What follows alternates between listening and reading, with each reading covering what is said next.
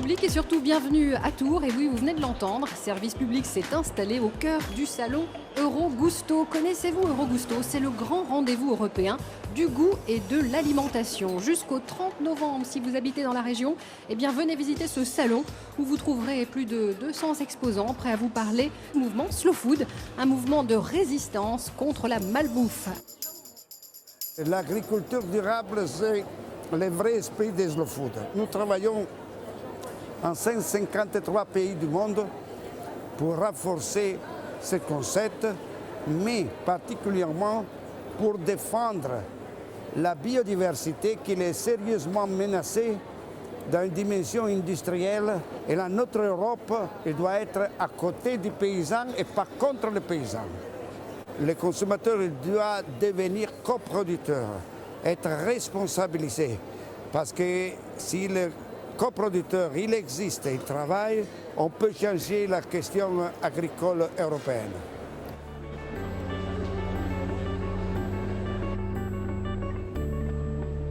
L'idée, c'est que Eurogusto habille toutes les intentions que Slow Food veut promouvoir en France. À un moment donné, on trouve des produits qui symbolisent la philosophie de Slow Food. Défendre une agriculture à échelle humaine, qui a une identité, avec des bons produits. Et là, lorsqu'on essaie de préserver une race, moi je dis toujours, c'est comme quand on a une carte en main, lorsqu'on en perd, c'est fini. Dans beaucoup de jeux, on perd les cartes, on a du choix au début, à la fin on n'en a pas. Eh bien, la diversité c'est ça, ça se passe lentement, et quand la race est perdue, c'est fini, on peut faire une croix dessus. Donc c'est très important, bien entendu. Nous avons eu le plaisir d'accueillir à Tours Carlo Petrini, le président fondateur de Slow Food, en décembre 2007. La rencontre s'est faite avec le maire de Tours, Jean Germain, à ce moment-là, et de cet échange est né Eurogusto. La thématique portée par Slow Food sur le bon, propre et juste, sur la question manger local, les saisons, renvoie assez bien, je pense, à la Touraine en tant que jardin de la France. Et puis, nous avons recherché à mobiliser un maximum d'acteurs locaux pour bien ancrer cette nouvelle manifestation de Slow Food sur un territoire. Et donc nous avons des associations, des collectivités qui sont là et puis bien évidemment des filières comme par exemple le Sainte-Maure de Touraine ou les Rillettes de Tours.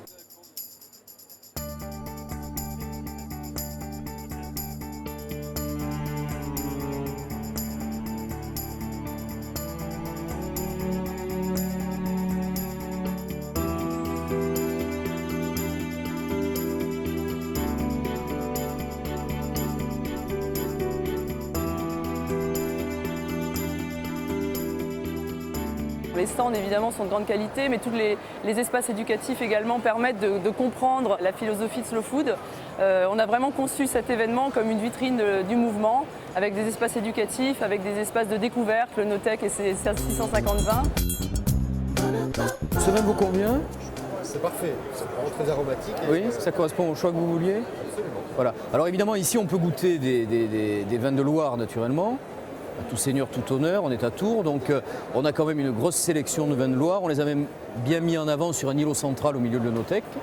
Et puis à côté de ça, évidemment, la vocation de l'Onotech du salon Eurogusto, c'est de présenter un choix de vins internationaux. C'est-à-dire qu'on a des vins français, et également le Languedoc-Roussillon, qui est une des régions partenaires historiques des salons de Slow Food. Encore plus historique, les vins italiens, naturellement, puisque Slow Food est originaire d'Italie. Alors la sélection, elle est faite les vignerons qui s'intéressent à Slow Food, qui nous contactent, qui savent que les salons de Slow Food existent, qui veulent être présents sur les Onotech. Et bien petit à petit, on enrichit comme ça notre listing. Mon mari était déjà allé au salon Slow Food à Montpellier il y a 3 ans. Donc on connaissait déjà un petit peu l'esprit de ce genre de salon. Donc voilà, on vient un petit peu retrouver aussi des gens qu'il avait rencontrés là-bas. Objectivement, je trouve ça génial. Je trouve que ça a été très bien organisé. Il y avait les sites internet de Slow Food et surtout donc, de Robusto sont très très bien faits. Et ça m'a incité à y venir. De toute façon, j'avais dit que je viendrais passer au moins une journée, mais je pense que je vais venir au moins 2 journées. Parce qu'il y a beaucoup trop à voir. C'est un défaut qui devient une qualité. Moi, j'étais déjà allée au même salon en Italie. Parce que je crois qu'ils sont beaucoup plus en avance que nous là-dessus, sur la défense de ces produits de terroir. Je trouve que c'est très intéressant, surtout à la démarche de Slow Food, de véhiculer comme ça des produits qui sont en voie de disparition. Je suis membre de Slow Food depuis très très longtemps.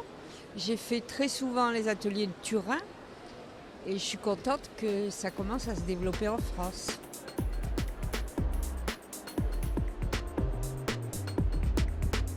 la rate, la belle de Fontenay, la Roseval, la Chérie, la Pompadour, la Mandine, la Charlotte. Il y a plus de 300 variétés produites en France, hein, dans toutes les régions, donc c'est une grande diversité. Toutes les cartes de tous les restaurants de toutes catégories, y compris les plus huppés, la pomme de terre est toujours traitée de manière originale, mais c'est vraiment un élément majeur de notre cuisine.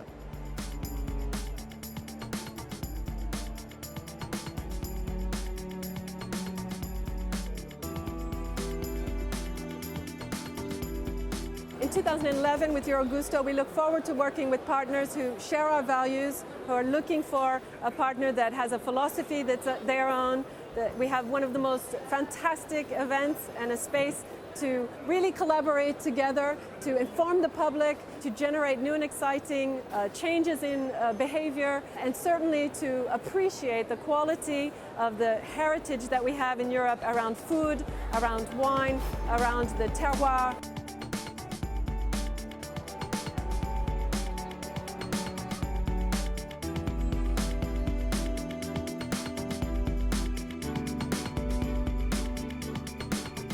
À côté de cette manifestation, il y a le premier rendez-vous des jeunes européennes qui viennent de toute l'Europe, qui veulent travailler pour ça. C'est ça, c'est le futur. Nous espérons que les jeunes retournent en rapport avec la terre et qu'ils sont responsables pour la défense de l'environnement et aussi pour la justice sociale. Si les jeunes vont comprendre ça, on peut réaliser une chose qui change beaucoup de la vie quotidienne des personnes. C'est ça, c'est les choses que j'espère.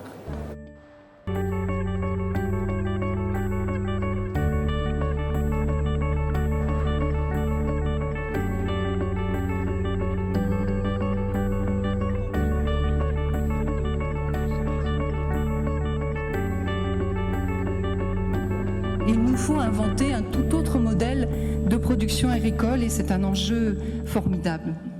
Enjeu aussi du climat. L'agriculture joue un rôle fondamental aussi dans cette affaire-là parce qu'elle est génératrice elle-même de gaz à effet de serre, donc elle est une partie du problème, mais elle est aussi une partie de la solution. Parce que si nous arrivons à faire cette double révolution verte, eh bien l'agriculture, la production agricole, l'alimentation peut contribuer aussi à devenir une solution au problème du réchauffement climatique qui génère de la sécheresse, des événements climatiques extrêmes et qui pèsent aussi gravement sur les capacités de production à l'échelle mondiale.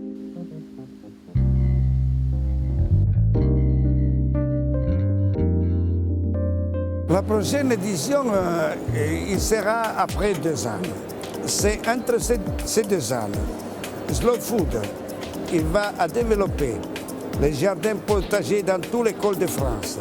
Il va développer les marchés du paysan, les marchés aux proximités de la ville. Il va ajouter les jeunes qui veulent retourner à la terre, alors il sera une édition significative. Nous devons maintenir l'optimisme de la volonté et le pessimisme de la raison. On a eu des retours d'un certain nombre de nos partenaires qui nous ont d'ores et déjà confirmé leur souhait de poursuivre, notamment les collectivités territoriales. Maintenant, la configuration, l'envergure, l'ambition du projet, tout ça sera à définir bien sûr dans les prochaines semaines. Mon espoir, c'est qu'à l'édition 2011, il faudra pouvoir disposer d'un coin où il y a des animaux vivants et on mettra des chèvres catalanes. Donc en 2011, on travaillera avec les services vétérinaires pour qu'on ait un coin avec des animaux vivants. On trouvera peut-être des oies de Touraine, des chèvres catalanes, des réalités vivantes.